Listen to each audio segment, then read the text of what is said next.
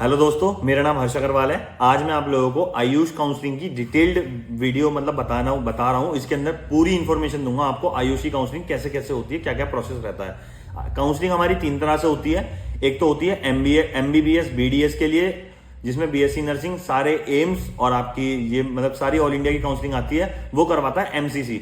ऐसे ही BAMS, BUMS, BHMS, BNYS सारी ये जो कोर्सेज होते हैं ये आते हैं, इसको कंडक्ट करवाता है आयुष काउंसलिंग।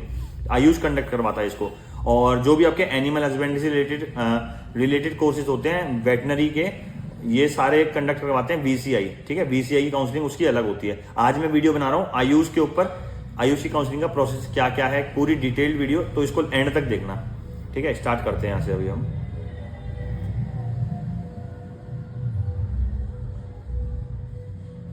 सबसे पहले ये हमारा आयुष स्टैंड फॉर, इसकी फुल फॉर्म क्या है। A से आयुर्वेदा, Y से योगा एंड नेचुरोपैथी, यूनानी, सिद्धा, होम्योपैथी आयुर्वेदा, ये इस टाइम पे ना काफी अच्छा ग्रो कर रहा है। 90% 90% तक मार्जिन होता है मेडिसिन में। जैसे मान लो आपकी जो मेडिसिन है वो आपको पड़ेगी 10-20 रुपए की, 10 to 20 रुपीज की आपको वो मेडिसिन पड़ रही है, और वो मार्केट में 100-150 से नीचे कुछ बिकता ही नहीं है। तो देख रहे हो कितना मार्जिन जा रहा है। डायरेक्ट 90%, 100% इतने तक का मार्जिन जा रहा है सीधा। और अब इसके अंदर देखते हैं आयुष के अंदर हमारे कोर्सेज क्या क्या आते हैं। इसके अंदर हमारे कोर्स आते हैं BAMS, BHMS, BUMS, BSMS, BNYS, ये सारे कि ayurvedic medicine and surgery, homeopathic medicine and surgery, bachelor of Unani medicine and surgery, bachelor of Siddha medicine and surgery, bachelor of naturopathy and yogic sciences. आजकल जो भी है ना स्कोप, सिर्फ नेचुरोपैथी के नेचुरोपैथी का ही बढ़ता जा रहा है। आयुर्वेदा देख रहे हो, पतंजलि हो गया, कितना ग्रो कर रहा है। जो जितने भी जो ये देखते हो ना, नीम का पेड़ जो होता है, इसकी लकड़ियां जो होती है ना, ये भी जो पहले लोग दातून करते थे, वो भी लकड़ियां इस टाइम पे दातून करने के लिए फॉरेन में 200, 300 तक की बिक रही है। इस टाइम पे उनकी सेल 200, 300 तक की हो रही है। गंगा जल और जितना भी आपका नेचुरल जितनी भी चीजें हैं ना सारी, कि आपने सोचा था अमेजोन पे कभी आपको काऊ के कि डंग मिलेंगे, जो गोबर के उपले होते हैं, वो कभी सोचा था अमेजोन में मिलेंगे? सारे वो अमेजोन पे 200, 300 के बिक रहे हैं। फ्री की चीज है, फ्री की, क्योंकि उनका बेनिफिट ही इतना है सारा। अब देखो, अब नेक्स्ट आते हैं अपनी आयुषी काउंसलिंग के नेक्स्ट प्रोसेस पर कि ये कंडक्ट कौन करवाता है। AA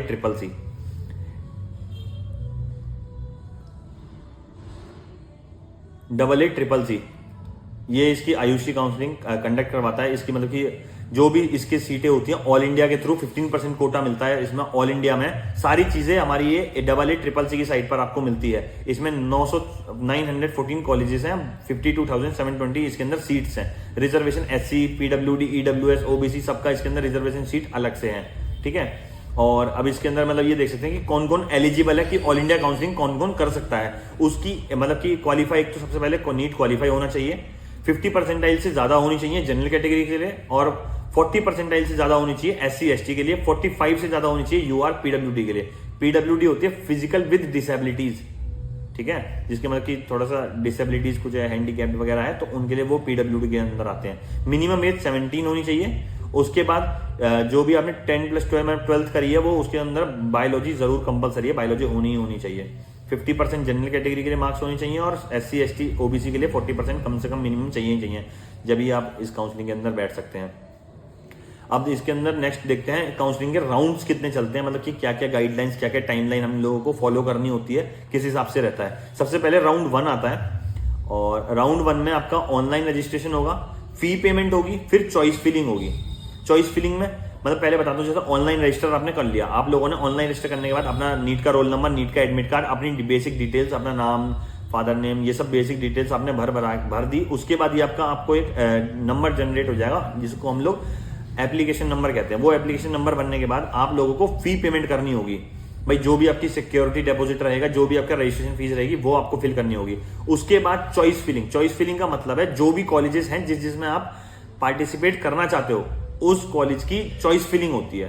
करने को आप चॉइस फिलिंग कोई लिमिटेड नहीं है, अनलिमिटेड कितने भी आप कॉलेज भर सकते हो, मगर ये ऐसे रहता है, जैसे मान लो आपको आयुर्वेदा AIAA, आपको ऑल इंडिया इंस्टीट्यूट गोवा वाला आपको पहले चाहिए, ऑल इंडिया इंस्टीट्यूट, तो उसको आप पहले रखो।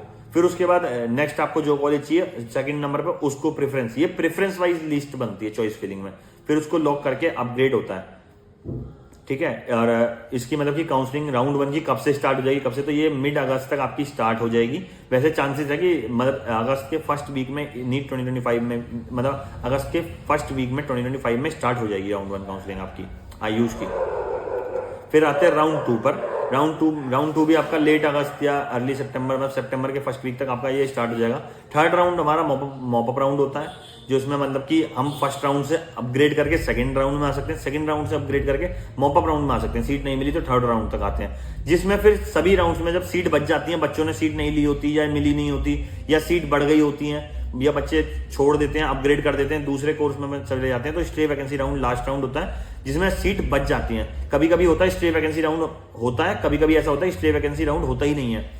जब सीट बचेंगी नहीं तो स्टे वैकेंसी राउंड होगा ही नहीं। और ये राउंड सिर्फ एक दिन के लिए खुलता है, बाकी पोर्टल फिर भी 3-3, 4-4 दिन या 7-7 दिन के लिए खुलते हैं, मगर स्टे वैकेंसी राउंड सिर्फ एक दिन के लिए खुलता है।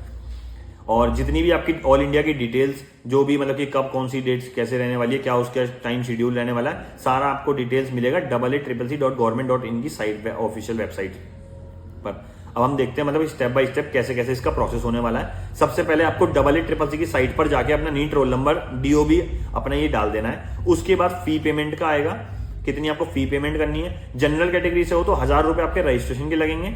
1000 रुपए रजिस्ट्रेशन के बाद 10,000 रुपीज आपकी सिक्योरिटी डिपोजिट होगा, जो आपकी कॉलेज की फीस में एडजस्ट हो जाएगा। अगर आपको कॉलेज नहीं मिलता है तो वो आपको फीस रिफंड हो जाती है, ये सिक्योरिटी डिपोजिट के हिसाब से होता है।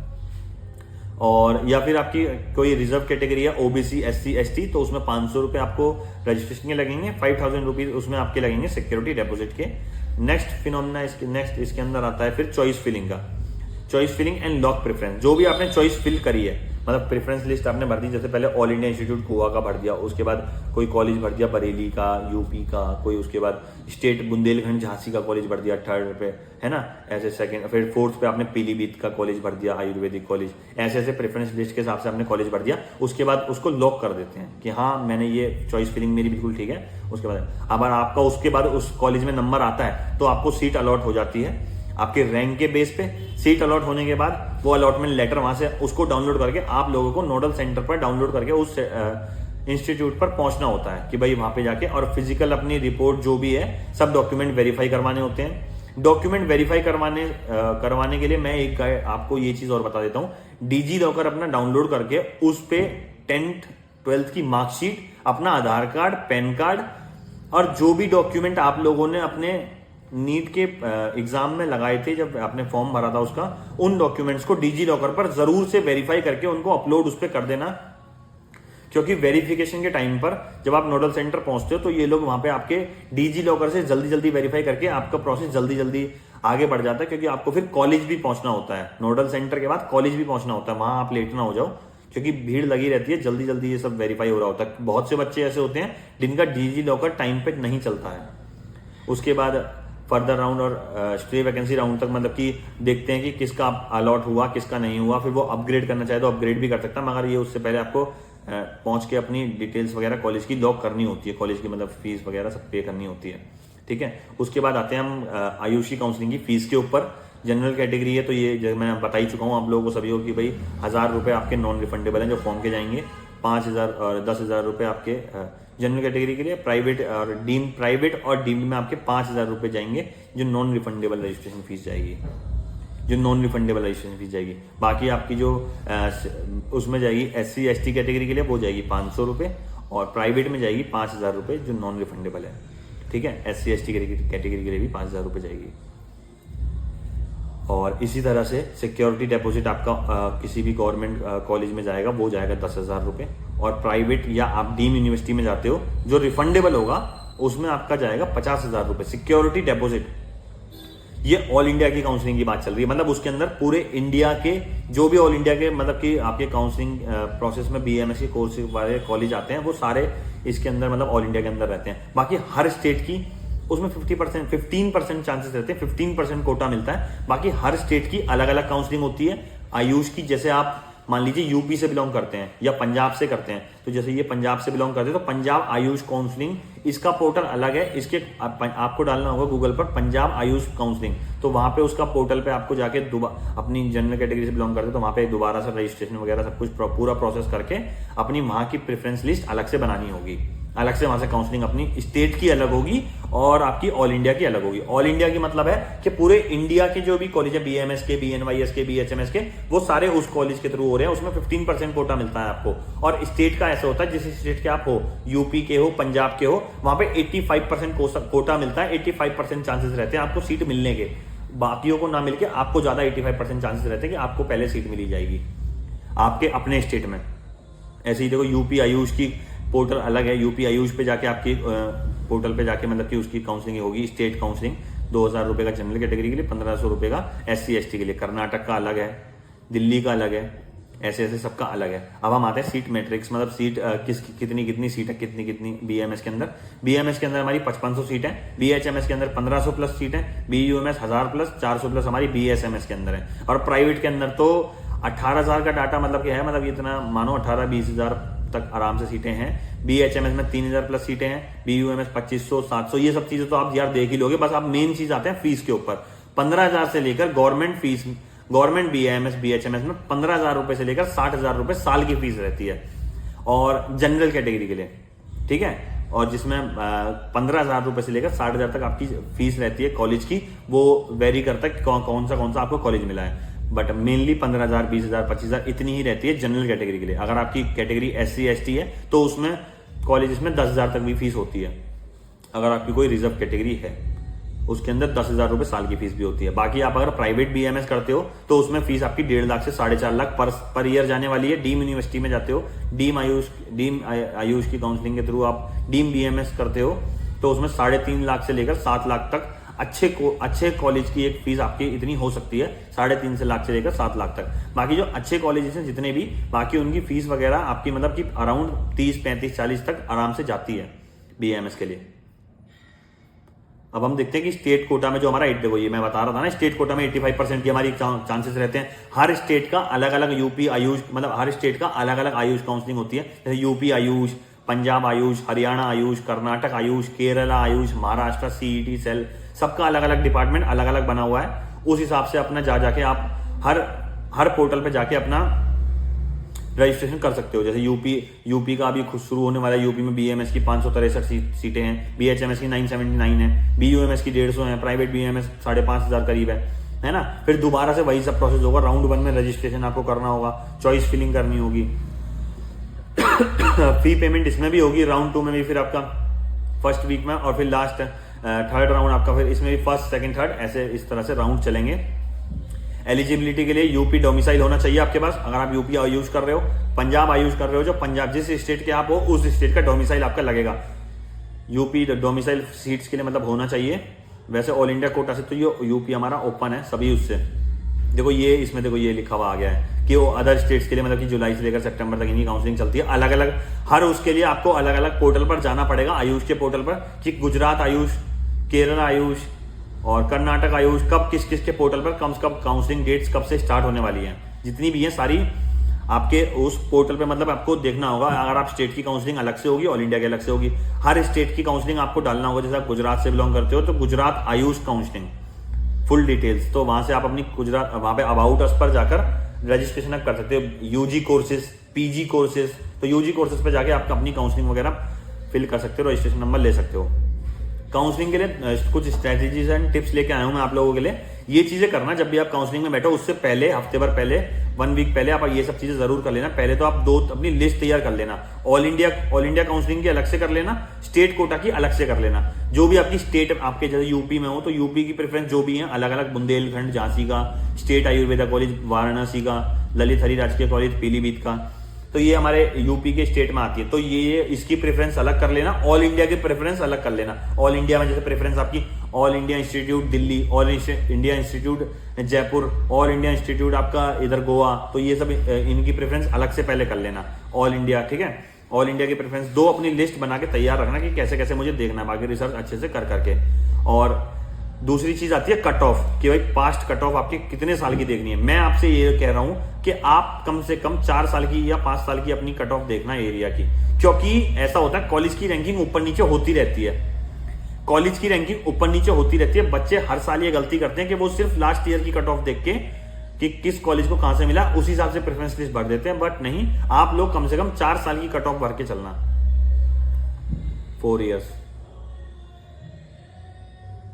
4 साल की कम से कम कट ऑफ देखते हुए चलना, क्योंकि ये होता है कि इसमें रैंकिंग कॉलेजेस की ऊपर नीचे होती रहती है, तो उसी हिसाब से आपकी प्रेफरेंस लिस्ट तैयार होनी चाहिए। और डॉक्यूमेंट क्या क्या मतलब जरूरत पड़ेगी आपको काउंसलिंग के टाइम पे, 10-12 की मार्कशीट, ओरिजिनल मार्कशीट, नीट का स्कोर कार्ड, नीट का एडमिट कार्ड, आईडी आपकी जो भी आईडी, आधार कार्ड, पासपोर्ट साइज पासपोर्ट आपका, आपकी ड्राइविंग लाइसेंस, आपने जो भी कुछ लगाया हो वो सब आपका जरूरत पड़ेगी। डोमिसाइल आपका जरूरत पड़ेगा डॉक्यूमेंट वेरिफिकेशन काउंसलिंग के टाइम पे। कैटेगरी सर्टिफिकेट जरूरत पड़ेगा, पीडब्ल्यूडी है तो पीडब्ल्यूडी सर्टिफिकेट पड़ेगा। Passport size photo, passport photo वही लगेंगी जो आपके नीट के एडमिट कार्ड, नीट के रिजल्ट में लगी हुई हैं, वही फोटो निकलवा के रख लेना। 8 से 10 फोटो या 15 फोटो निकलवा सकते हो। आपका medical certificate, some states UP में मेडिकल सर्टिफिकेट मांगते हैं, हेपेटाइटिस बी का इंजेक्शन लगा है या नहीं लगा है, मेडिकल सर्टिफिकेट मांगते हैं, वो भी जरूरी पहले रहता है काउंसलिंग के टाइम पर। ये सब चीजें ऐसे होती हैं, जो बच्चे टाइम पर अपने डॉक्यूमेंट वेरीफाई करवा के आगे बढ़ जाते हैं तो हो जाता है कितने बच्चों की सीट जो रहती है, कम से कम 100% में से 30% मतलब 70% बच्चे तो अपने डॉक्यूमेंट्स टाइम पर रेडी करके लाते हैं, मगर 30% बच्चे जो होते हैं वो अपने डॉक्यूमेंट्स पूरे ढंग से लेके नहीं आते। उनकी 30% बच्चों की सीट सिर्फ इस वजह से रह जाती है क्योंकि वो डॉक्यूमेंट पूरे नहीं लेके आते अपनी चॉइस जो भी है उसको लॉक कर लेना, और टाइम टू टाइम उनको देखते रहना कि कब उनका मतलब कि लास्ट डेट है, कि कब उनकी डेडलाइंस हैं, कब दूसरी वाला राउंड स्टार्ट होने वाला है, कि आपको कोई कॉलेज अलॉट हुआ या नहीं हुआ, आपको कोई कॉलेज अलॉट हुआ है या नहीं हुआ है, क्या रिजल्ट आया है, किस हिसाब से आपका चल रहा है। हेल्थ सर्टिफिकेट अपना बनवा लेना जरूर, हेल्थ सर्टिफिकेट की जरूरत पड़ती है काउंसलिंग के टाइम पर, और वो बनाने का फिर टाइम नहीं मिलता है हेल्थ सर्टिफिकेट। क्या क्या क्राइटेरिया रहने वाला है ये अप्रोक्स में लेके आया हूं, मतलब कितना रहने वाला है बीएमएस का, तो 350 से 400, 320 मतलब 300 भी आप ले सकते हो, 300 से 420 तक आराम से, 450 तक, 300 से 450 के बीच में गवर्नमेंट बीएमएस की कट ऑफ जाएगी।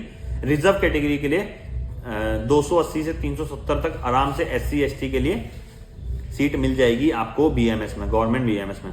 बीएचएमएस के लिए 410 से 450 तक जाएगी गवर्नमेंट जनरल के लिए, और प्राइवेट कॉलेज के लिए 250 से लेकर 400 तक कट ऑफ जाने वाली है जनरल कैटेगरी के लिए, ठीक है। और ये आपकी टू डू चेकलिस्ट है जो आपको रेगुलर चेक करनी है।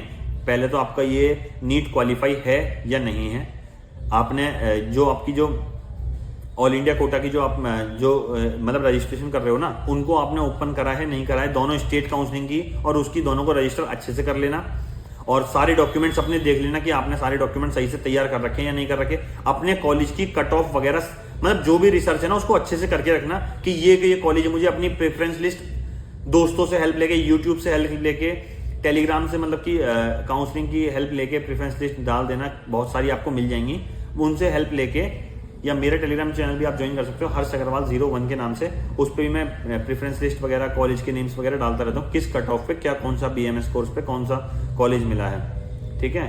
आपको चॉइस फिलिंग वगैरह अपनी जो फी पेमेंट वगैरह है, आपने अलॉटमेंट जो लेटर आया है, रिजल्ट वगैरह अपने टाइम पे देखते रहना कि अच्छे से मॉनिटर करना, उसको बहुत जरूरी है कि आपका मतलब कि अलॉटमेंट लेटर तो नहीं आ गया है, आपको पहुंचना तो नहीं है नोडल सेंटर पर, ठीक है।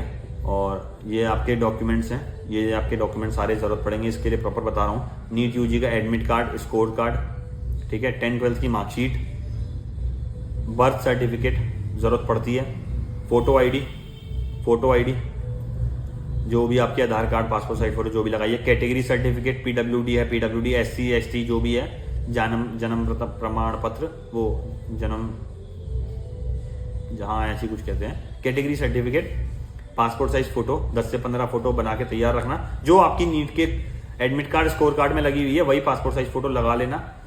अलॉटमेंट लेटर जरूर, अलॉटमेंट लेटर जो भी आपका अलॉटमेंट लेटर है उसको जरूर से निकलवा लेना, और रजिस्ट्रेशन एप्लीकेशन नंबर के साथ TC, migration certificate, character certificate सारा ओरिजिनल लेके जाना है आप लोगों को, फोटोकॉपी लेके मत जाना, ये ओरिजिनल लेके जाना, ओरिजिनल वेरीफाई होता है, और डिजी लॉकर पर पहले वेरीफाई करवा लेना, उससे आपकी काउंसलिंग प्रोसेस थोड़ा जल्दी, उनका टाइम बचेगा, वो जल्दी जल्दी आपका प्रोसेस आगे कर पाएंगे। स्टेट डोमिसाइल आपका अपने डोमिसाइल लेके जाना, गैप सर्टिफिकेट अपना लेके जाना। आपको 1 साल हो गया, 1 साल से अगर ऊपर हो गया ड्रॉप लिए हुए, तो ड्रॉप लिए हुए 1 साल हो गया, 2 साल हो गए, 3 साल हो गए, तो आपका गैप सर्टिफिकेट बनेगा। गैप सर्टिफिकेट अपना बनवा के ले जाना।